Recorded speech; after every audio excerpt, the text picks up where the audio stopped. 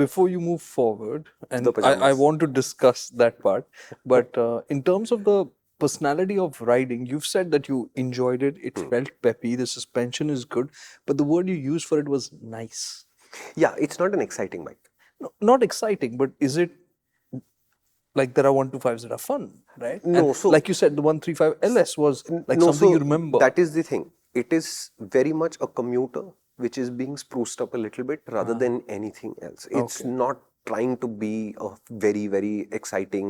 So somebody asked this question in the comments. Actually, that is a very good reference point. So KTM Duke 125 as a reference point, not Right. as a motorcycle, versus the N125. No, not from the same planet. Correct. Right? The KTM 125 is a pretty serious sporty machine. That's liquid cooled as well, 4 valves, all of that. 15 bhp, right? This is only 12. But this is very much a commuter. But with a commuter with a flavor of sport, with a flavor of slight premium, with a flavor of premium from the sense of stepped seat and bodywork and graphics, etc. But fundamentally, it's comfortable, it brakes well, etc., etc., etc. So I think they've done this very much keeping the Raider in mind, which is exactly the same kind of bike. Can you call the Raider super exciting to ride? No, you'll have fun on it. No, also what I remember of the Raider actually is that it had great torque at low revs. It just made it easy to ride, is what I Same. remember. Same. It's just that the N125 has a step up. Which So if the step wasn't there, if it was a little bit more linear, you wouldn't feel the need to rev it out. But I know that I am passing something and I can pass that thing quicker if I just downshift once and go into the sweeter part. That's all. Okay. It's not like you won't pass it. It's not slow. Okay. But I know I can do. You remember when the old R6s came out, the 15,000 Redline R? Everybody said makes no torque under 7. Remember what happened in the first time we rode it? Yeah. There was torque under 7. Above 7 was so much more torque that from 0 to 7 it felt like, hey, it wasn't doing anything. It was passing things. Yeah. But it was nuts after that. But once it crossed 7, it became such a nicer flavor of nuts that you say, who wants to remain under 7? It's that, at a very small scale. Okay. So you can pass traffic very peacefully in top gear without shifting if you feel like it. It's a flexible motorcycle. I know that if you make 2 down changes, get past 7,000 RPM or something, it feels better. Okay. And in terms of, because of the Raider, and the Raider was the one that kind of made this playbook, it was loaded with equipment. So what's the status here? I think that was a gambit. And I don't think that the TFT screened Raider is the larger selling Raider. I think it's the more visible Raider. It's the more marketed Raider, but I don't think that's the sales leader.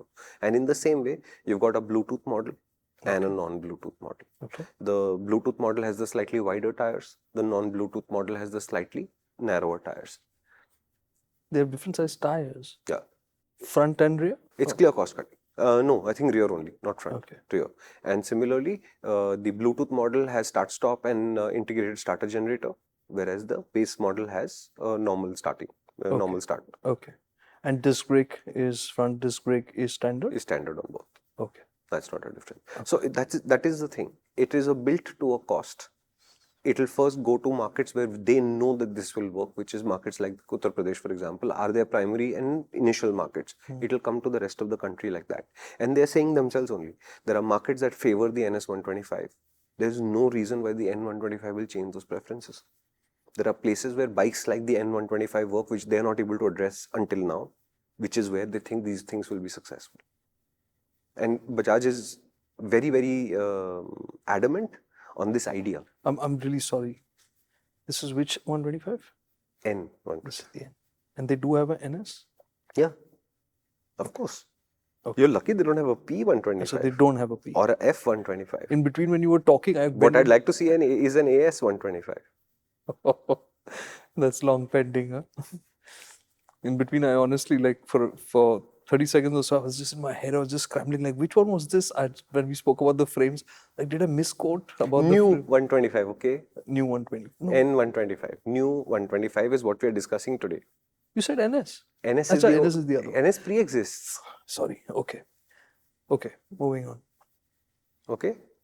Okay. So the question I have... Naked Sports is the old one. New 125 is this one, N125. And they're unrelated entirely.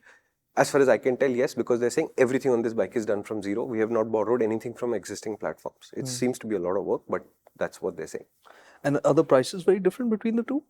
I haven't checked the NS prices, but for you guys, I'll put up a chart which has all the prices included. Okay. This bike is, again, the Raider is the reference point, not the NS. Versus the Raider, this bike is 2,000-3,000 rupees cheaper. The top version is, I think, a little bit more, maybe 4,000-5,000 rupees cheaper than the Raider's top version. Okay. No, because generally this is something that people have often said, right? They walk into a Bajaj showroom and they leave confused and not having had made a Bajaj purchase. is saying that this is your perception, this is not actually really? the case. He's saying if I put an NS125 in the UP showroom, it will not confuse anybody because they're coming to buy the N125. The NS has nothing to do with them. And vice versa, don't quote me on the exact locations, but if you go to Kerala and park the N125, they're coming to buy the NS125. They will not even look at the N125. It is that clear, this country. I've actually seen the data. Guys, I'm feeling like you now. I feel like I wish I could hit pause on this video and Google search the images for the NS and the N125 and see them side by side. The NS looks like the NS. Okay. You remember the NS200? Yeah. The NS125 looks like Looks that. exactly like Yeah, that. yeah. Okay. It almost weighs exactly the same also. Okay. Okay. And coming to this one now, the N125. The design, the headlamp, definitely distinctive. But from the rear, did you think it reminded you of the 135? No. No? No. I did. Okay. Okay. That was my one feeling that immediately reminded me of, maybe I'm just confusing it, but it felt that way. So that's... Did you think that the rear looked like the Pulsar 135 LS? Leave us a comment. That is a clip from MotorInc. And what that means is if you'd like to see more of these, you can do two things. One is stay on this channel, subscribe and watch more, or you can come to the main MotorInc channel where you'll find a much longer video that discusses this idea in a lot more detail.